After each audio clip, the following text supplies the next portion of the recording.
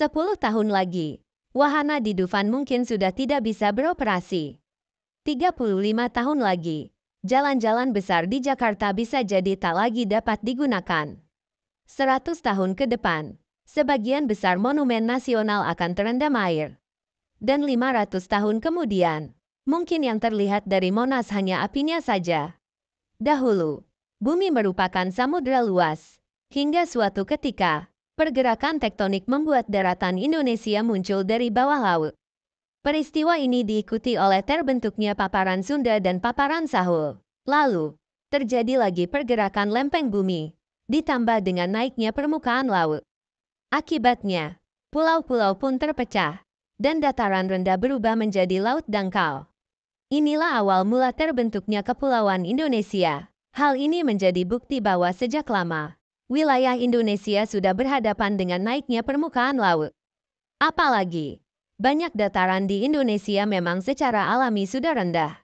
Maka tak heran jika isu beberapa kota di Indonesia yang akan tenggelam menjadi perhatian serius.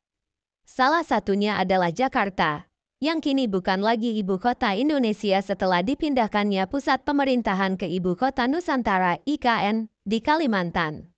Meski status ibu kota telah berpindah, Jakarta tetap menjadi pusat ekonomi dan kepadatan penduduk yang sangat besar. Jakarta diketahui mengalami penurunan muka tanah rata-rata 10 cm per tahun. Dalam satu dekade terakhir, permukaan tanah Jakarta sudah turun sekitar 2,5 meter. Bahkan, setengah wilayah Jakarta Utara kini berada di bawah permukaan laut, dan diperkirakan 95% wilayahnya akan terendam pada tahun 2050. Tak sedikit yang memprediksi bahwa Jakarta bisa menjadi salah satu kota besar dunia yang paling cepat menghilang dari permukaan bumi. Namun, jika penyebabnya adalah pemanasan global, mengapa hanya Jakarta yang terdampak begitu parah? Padahal, Jakarta tidak berada dekat dengan kutub utara maupun selatan. Faktanya, penyebab utama adalah penurunan muka tanah akibat pengambilan air tanah yang masif oleh masyarakat dan industri. Air tanah yang seharusnya menjadi penopang struktur tanah telah berkurang drastis. Sayangnya, air hujan pun tidak banyak membantu karena 97% permukaan Jakarta sudah tertutup beton dan aspal. Selain itu, hutan bakau yang seharusnya berfungsi meredam luapan air kini banyak digantikan oleh pemukiman dan pembangunan. Parahnya lagi, sejumlah pengembang menggali sumur ilegal demi kepentingan pribadi. Dan tentu saja, Jakarta bukan satu-satunya kota yang menghadapi persoalan ini.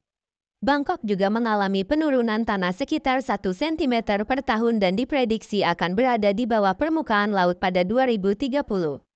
Mereka telah membangun infrastruktur seperti Chulalongkorn University Centenary Park, taman kota seluas 11 hektare yang mampu menampung hingga 1 juta galon air hujan.